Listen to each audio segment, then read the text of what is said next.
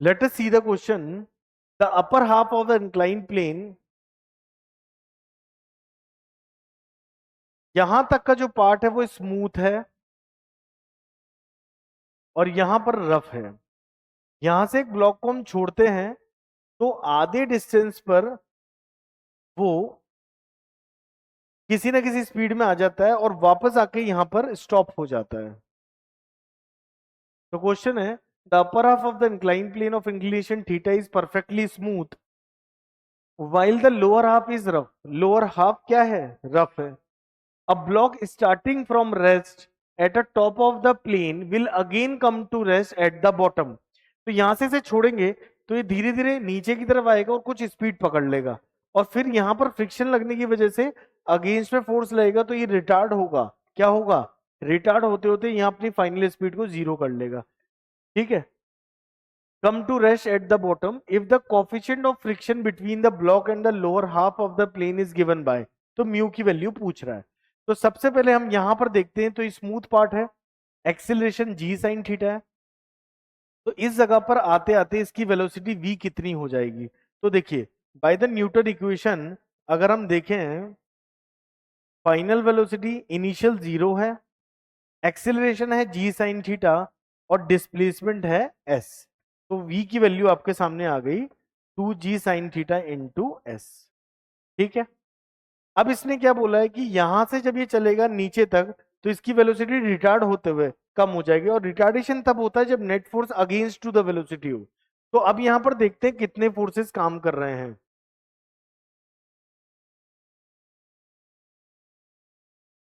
तो एक तो फोर्स काम करेगा mg sine theta, friction force काम करेगा अगेंस्ट में। अब क्योंकि ये बॉडी रिटार्ड हो रही है तो ये वाला फोर्स कंपेरेटिवली इससे बड़ा होगा, F minus m g sine theta equal to होगा एम ए, ये रिटार्डेशन होगा।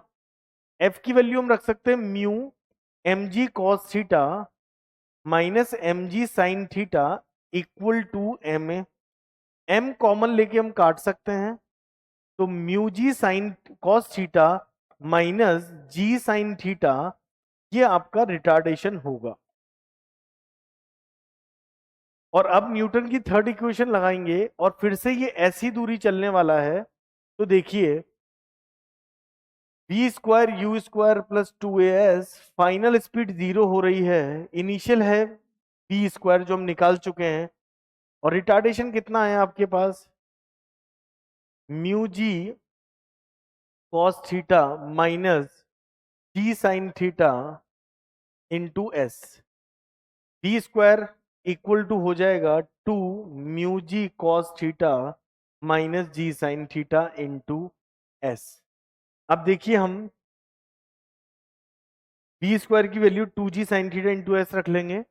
To g sine theta into हमने रख लिया s equal to two mu g cos theta minus g sine theta into s. S से ये S cut गया, to से ये टू, यहां आ जाएगा g sine theta mu g cos theta g sine theta.